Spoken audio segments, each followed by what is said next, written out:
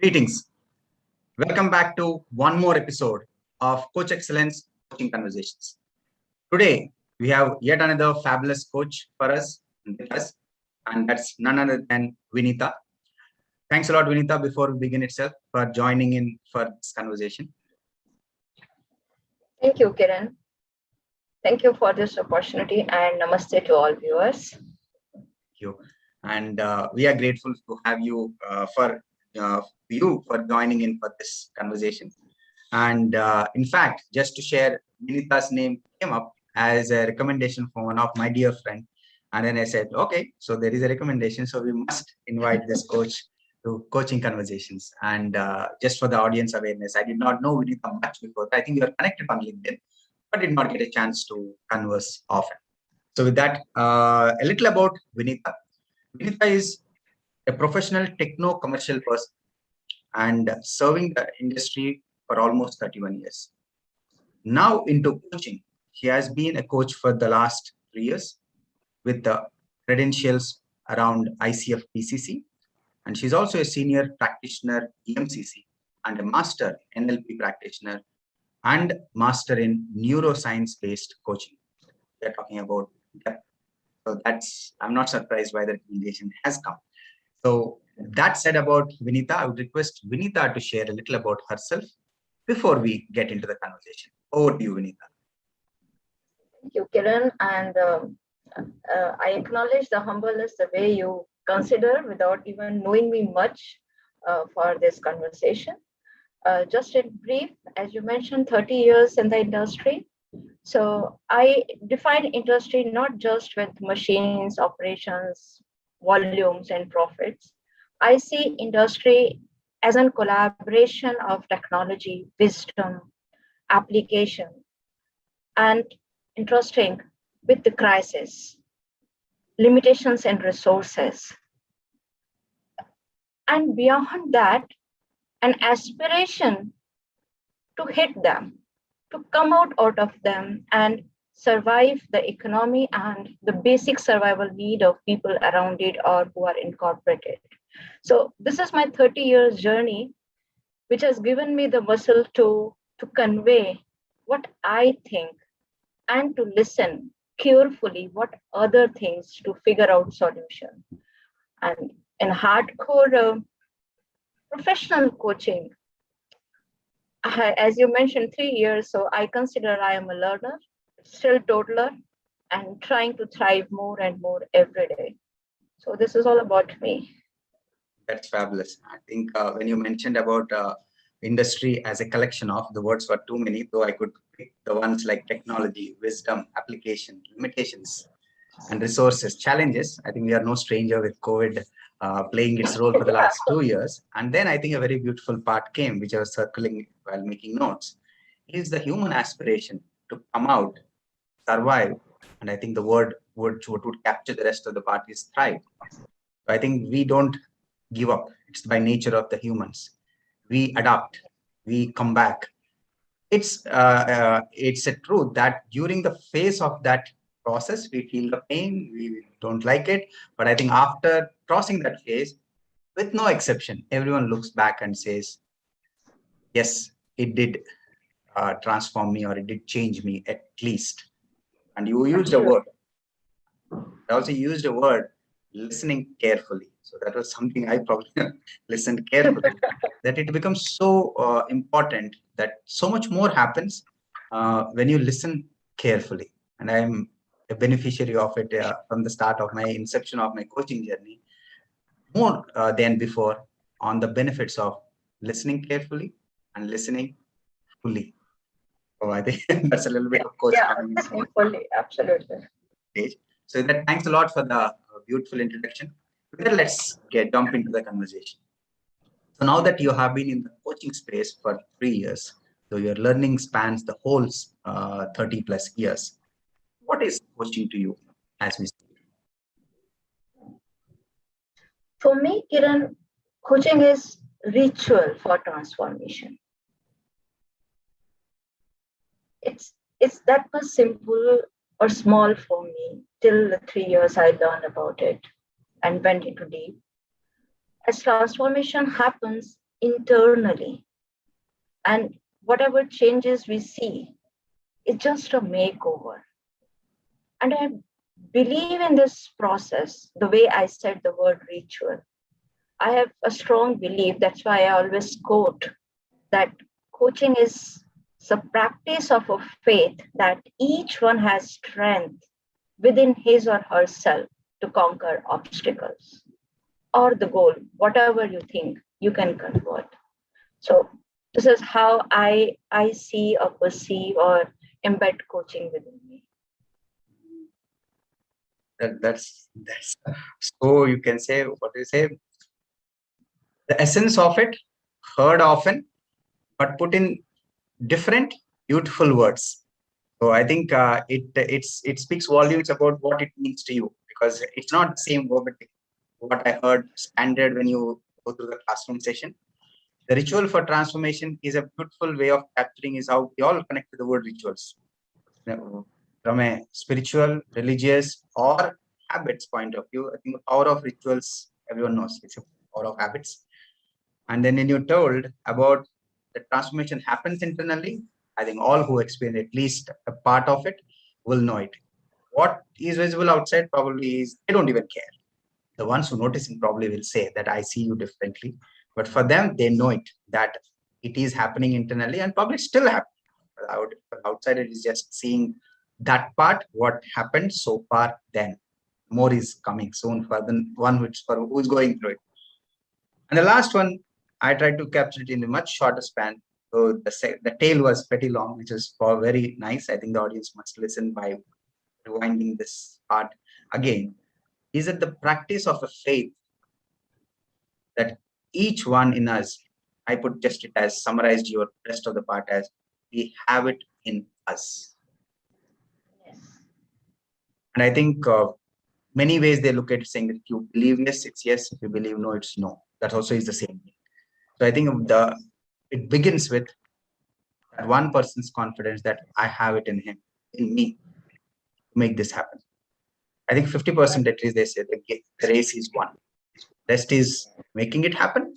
Now, the future, on rare occasions may not happen, but that still the person will live happy thereafter that they have tried it. And they're proud about it. You want to share something? Yeah, I'm sorry to interrupt you here. It makes the coaching is not a one object. It makes it a process, a continuous process, not a simple process, but a continuous process. Once you begin, then you forget. It's not going to end. It becomes a part and parcel, and you will be in that loop. And that is what the practice is. That every time I will come across that inner power of me to conquer the obstacle. So this is a continuous process for me. In Six Sigma world, we call it continuous improvement. In the human world, yeah. The continuous process. It doesn't stop till you finally stop. Okay. In the interest of time, let's jump into the next one. So far that you have been in the coaching space, in your experience, who benefits from having a coach? Okay. So though you know that my span as a professional coach is short, but I would simplify it that during this experience, what I realized that each and every human being who involve and evolve in coaching conversation is going to benefit it. It is for the entire human race, I would say. That line captures that whole thing. No need of any further discussion on the subject, kind of. And I just eliminated all the roles, designations thing because I experienced all of them. And I'm trying to make this even shorter for me, and I'm trying to reflect by trimming it down to who involves and has evolved in a coaching conversation. If you are fully involved as a coachee, I think the second part, evolving part, is taken care of. So I think if any individual as a coachee is involved and has obviously gone through the evolving process, I think there are no questions around this subject anymore. As such, who benefits from having a coach? No age, no designation, no hierarchy, no budgets, no affordability, and all the aspects. So fantastic. Thanks a lot for the sweet, but I think very impactful and a crisp, clear answer, which requires no further discussion. That let's move on to benefit the audience with another thing, which is a common aspect on every subject we discuss. There's a myth about everything that comes along. Same is the case with coaching. From your experience so far, what is that one myth that you would like to burst for the benefit of our audience today?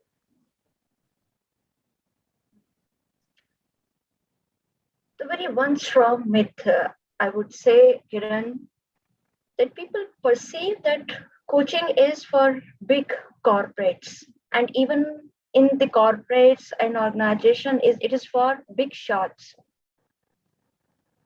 and they code it as a very fancy term and very expensive term, and it's a sheer myth. As I told you, that coaching is meant for everybody. And being in the industry, when I see this perspective, it sounds me a little bit irrational that how from the big shot, it should be from the bottom. If your bottom is aware, you can elevate faster. It's like making a human pyramid. Unless and until you will not make bottom stronger, how you will enhance the height. So this is, if I got an opportunity, I am going to take it up to the kindergarten to this coaching aspect.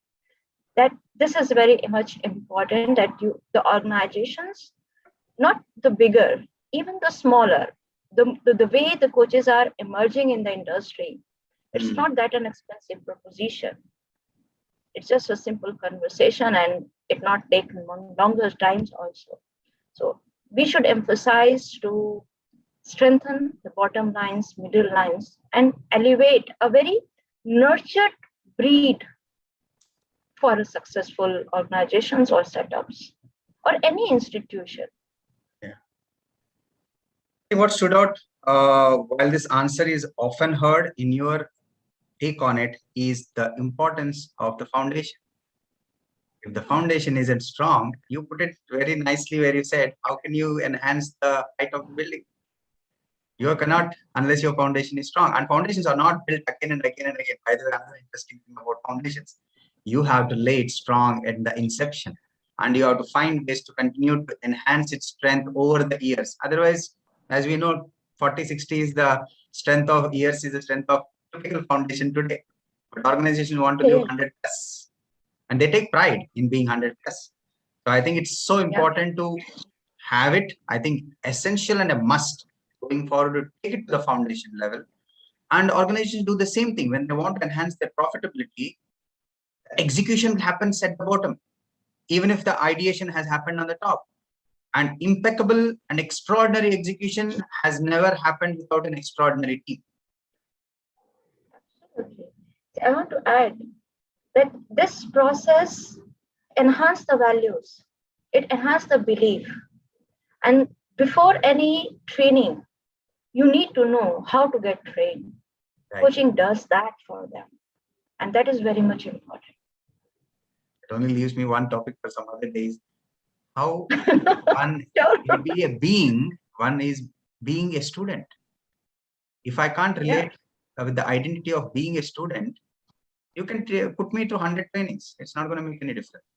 So I think just in the interest of time, I would still want to add one thing which I was experienced yesterday is, as you mentioned, we need to take it to an educational kindergarten level. It happened to speak to an university called Shulini University, I think somewhere near Shimla. They seems to be the first university which is having coaching for all the students and the faculty. In fact, I was discussing with them to engage with them. So I think kudos, looks like the journey has begun, at least with one.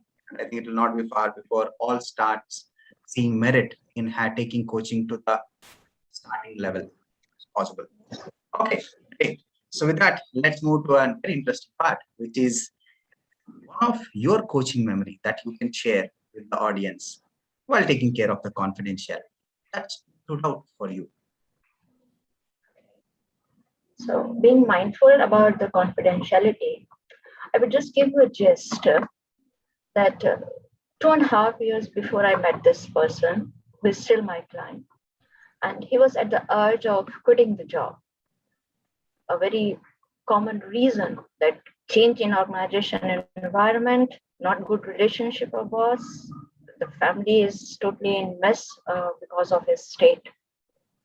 And during this journey, what I observed, he got promotion in the same organization, which he was serving for last 7 years and is now leading. And the point why this particular journey is memorable to me is only one aspect, Kiran, here, that the therapeutic experience which this client experienced, and as a coach, what I witnessed is remarkable.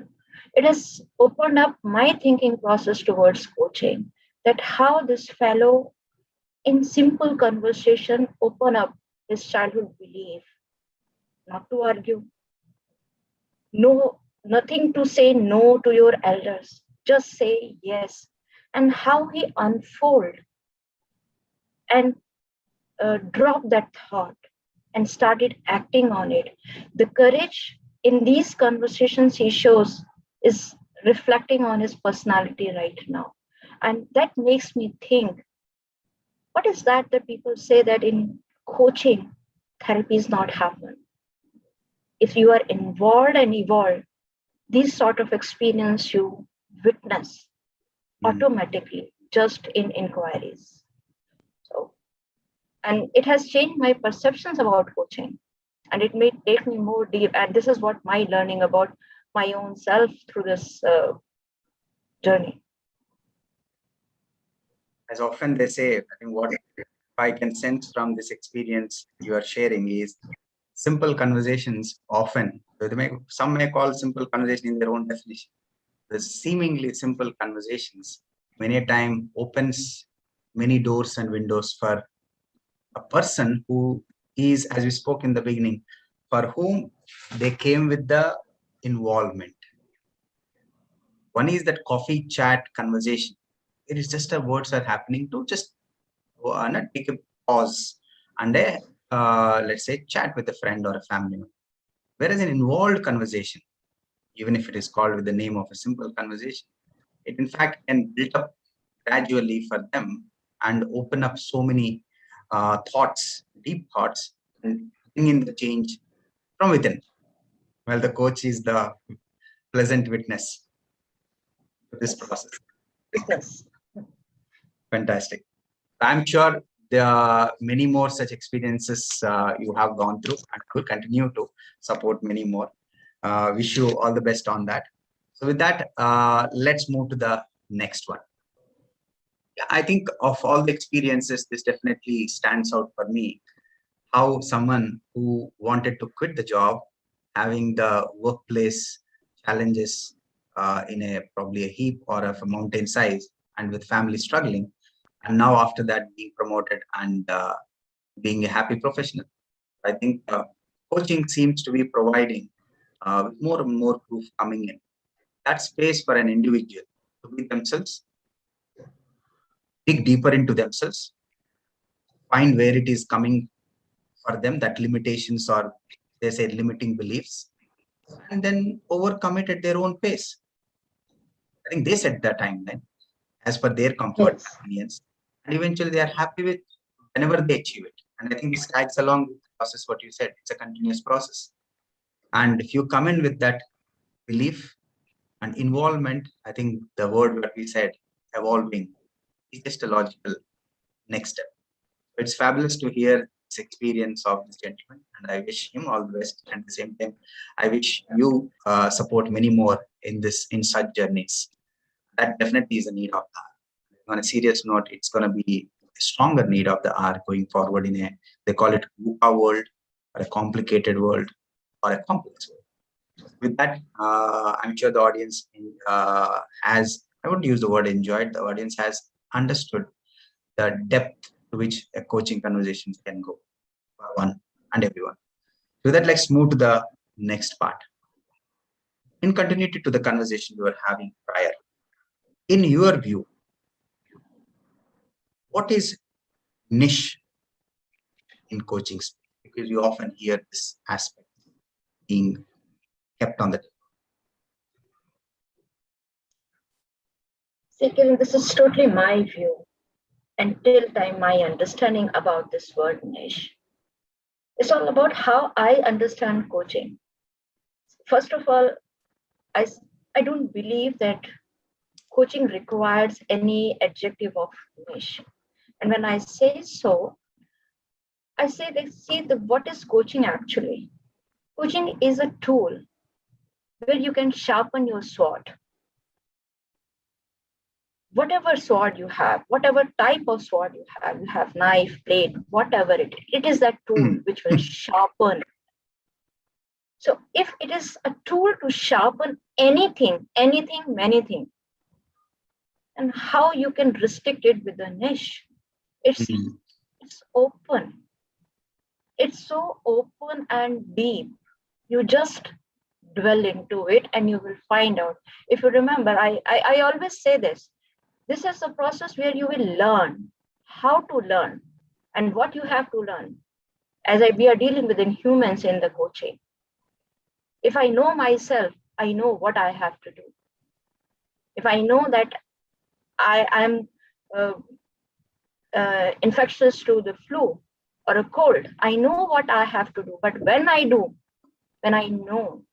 this process enables you, it sharpens you. Then go to the world and learn or win any battle you want. So from that parlance, I always say that the coaching is an open field.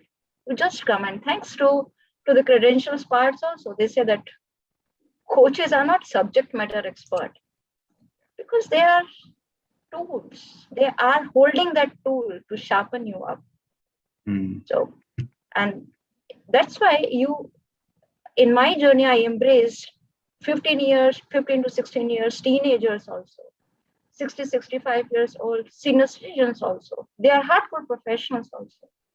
So where the niche is coming, it's a very open field. You just go down in the ocean and explore it. So this is what my view, and this is totally my view. In many ways, I align with the same school of thought in my limited learning so far. Because I learned that a coach only brings presence, curiosity, and offers a safe space.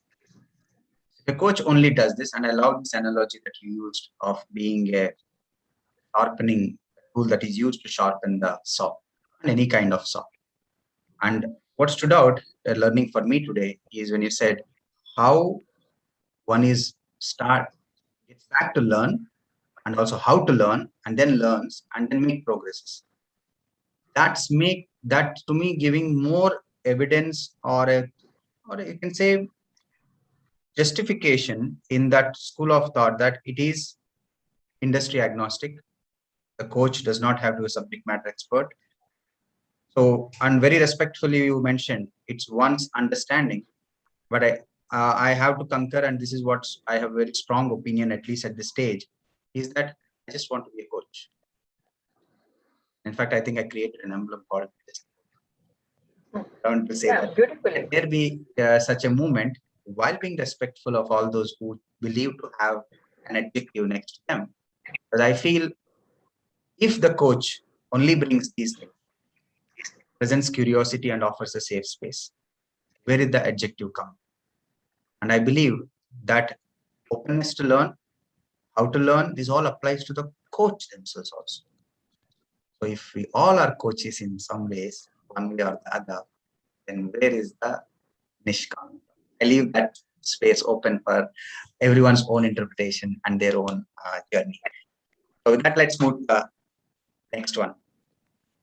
How do you visualize coaching as a need for the human race? I got some insights already from this so far. I'd like to hear from you for the benefit of our audience. How do you visualize coaching as a need for humans? I visualize it coaching right from the growing stage, Kiran. The very first school is our family, our parenting. We we we borrow lots of things, and in that progress, we just learn how to borrow. How to experience comes very later part. Once you stuck, or once somebody points out you. What if we will bring back it at the initial stage? Because the one dimension of coaching is a very experiential method of learning. It allows you to experience, explore, and interpret it at your ways. So if it starts from there, you know that what change we are going to bring. Right now, we heard lots of debates, disagreements, and the areas where we say, oh, it hurts my ego, I'm getting depressed. Why it is all happening? Because we were not educated, we were not given, imparted the process, how to experience that. That liberty was missing. As you said, the coach has to bring only the space and curiosity. That means you are giving somebody a liberty to play and sense the thoughts in totality. If you will take it to your homes, if you will take it to your parenthood, if you will bring it to your child, then you will definitely, then we have to find out a survey. Where is that society who quarrels with each other? Yeah. It's going to happen in that way. Where is that somebody is imposing somebody? Where is the word compulsion is? I think these will get eradicated from the dictionary. If we will bring change at that school, at that institution itself. That's why that kindergarten comes to me. You see that how kids start experiencing and how we brutally impose our own mechanism on them. So if we will open the liberty there, we can save the human race for what they meant for. So true and deep. In fact, when you're sharing it, again, just coming back to me how you said first school is your family. The second school is the school and the college life if you bundle them up. And the third big school is the job world, where they learn a lot more. And if only the benefit of coaching can be brought at the level of the child, I'm talking about the infant, kindergarten. I sense it. So my children are now grown up. How fast the child learns when she or he goes to the play school. The parents get surprised. Where did she learn this from? Yeah. They soak, absorb so fast. That's why adults are encouraged to be like child, which you forget to be. They soak and learn so fast. It will startle the parents like, wow, can this happen so fast? That's the power of learning at that stage. And now I'm made to wonder if only we can bring the qualities of coaching to that level and make them start being reflective about themselves. And they do that. They do everything that they watch others do. Parents, neighbors, other children, and outside on the street also. If as a community, society, and we all at large start practicing on one, introducing them to that possibility, I think the world would be a far different place. I can only just close my eyes and imagine what the world could be, how different than what it is today. Because at the end of the day, we mean evolution, right? And evolution for good. That's what everyone would say. So if that is this reality, then coaching is a beautiful way to make it happen. Fantastic. Thanks a lot for that, giving us with that thought. And so with that, we come to the end of the conversation. However, you also need to leave one piece of advice, as coaching is becoming fast a professional area by choice for some as a profession. What would be your one advice for all those who are considering coaching as a profession so that they can take a better informed decision? And with your permission, I replace this word advice with invitation to an inquiry. So This is an invitation to all who are in coaching and who want to be in coaching. And this I do with me daily, that reflect what you bring in this conversation and what next is required to bring in next conversation.